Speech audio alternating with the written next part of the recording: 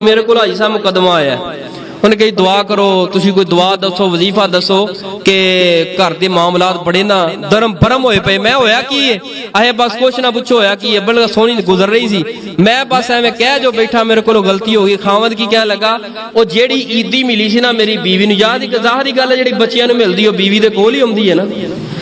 ते मैं आख्या मेरी जरा जेब थोड़ी जी तंग सी, मैं बीवी नूं आख्या भी जिहड़ी देनी पैंदी ओ मैनूं देनी पैंदी, जिहड़ी लै रही है तू होर रख रही, मैनूं थोड़ा जिहा खर्चा दे दे। वो ते मल मार के बह कहने कि ये ते है ही मेरा, ये है ही मेरा, जेड़ी ईदी उधरों आई ओ मेरी है। कहने लगा मैनूं गुस्सा चढ़ गया, मैं 2-4 ला बैठा ते उन्हें भरावां नूं फोन करता, वो लै गई। तो काम ते बड़ा ना मामला बड़ा खराब होया इत्थों ही। उन्हें दस औरत का हक है सीगा, औरत का हक सीगा सारा चुक के उन्होंने खावत नूं दे देंदी। की गल सी, की ख्याल है कि वो खावत जिहड़ा ओहदा खावत नहींगा, औरतां ने मल्लिया होया कि ए जिहड़ा ना मापियां वालों आया ये है ही मेरा है, ये है मेरा है, एदा कब्जा मेरे को। एक मैनूं कॉल आई है कि तुसीं ये दसो कि मेरे को 18-20 तोले सोना है कि मेरा खावत जिहड़ा है ना हुण ओहदे अंदरों ज़कात नहीं देंदा। मैं क्या तेरा है, कह लगी मेरा है। मैं फिर उन्होंने जरा पक्या कर लिया, मैं क्या तेरा है, कह लगी मेरा है। मैं क्या कित्थों ले आई, अहे वाले दैन वालों आया है, कोई ससुराल वालों आया। तो जिहड़ा ससुराल वालों आया ना 2.5-3 तोले वो मेरी सस कोल है, 18-19 तोले मेरे कोल है। मैं क्या 18-19 तोले अज तक ज़कात, कह लगी मैं क्यों दवा ज़कात। मैं क्या है तेरा है, मैं दी मेरा है। मैं जे तेरा है तो खावत घटा दवे तेनों ज़कात कित्थों कढ के दवे।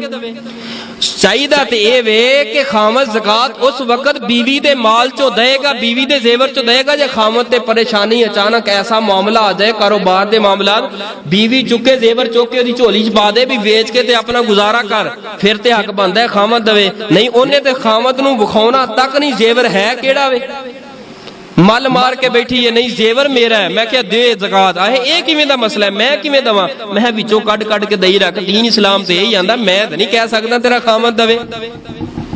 जी ये तुसी मसला गलत नहीं दस रहे। मैं दुनिया के जेड़े मर्जी मुफ्ती को लै जाए मसला कोई रद्द नहीं करेगा, ये मसला रद्द नहीं करेगा जिवें तू मैनू गल सुनाई है। हाँ ये हो सकता गल अंदर तू डंडी मार दे, लेकिन मेरी महम मसला यही है कि बिल्कुल इस्लाम दीन शरीयत यही कह रहे हैं कि बिल्कुल औरत ही ज़कात देगी, दे भी उथों, देगी भी उथों उसे माल दे अंदरों। ना मेरी बहन तेरा माल तेरे खावत दा है, तेरे खावत दा माल तेरा है। ए मालां दी वंड पा के इख्तलाफात बना के ना बह जाया करो। हुण इन्हां इख्तलाफां दे वजीफे की काम करन, जदों औरत ने कहा है ही मेरा, उत्थे वजीफे पढ़ते रहो, 100 मरतबा दरूद शरीफ पढ़ो, नहीं असर करेगा।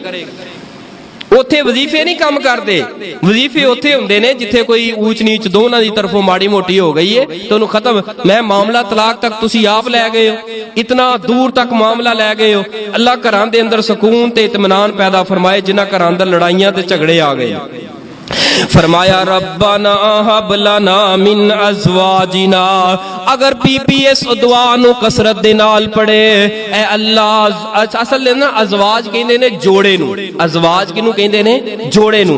अगर यही दुआ यही कुरान दी आयत सूरह फुरकान दी आयत नंबर 74 19वां पारा अगर औरत पढ़े ते खावत वल्लों की कहेगी, अल्लाह सोनिया मैनू खावत वल्लों अखां दे अंदर ठंडक पैदा फरमा दे, खावत जेड़ा कर दे अंदर सुकून दे न रहे। वजअलना लिल मुत्तकीना इमामा, और साडी औलाद नो मुत्तकीन दा इमाम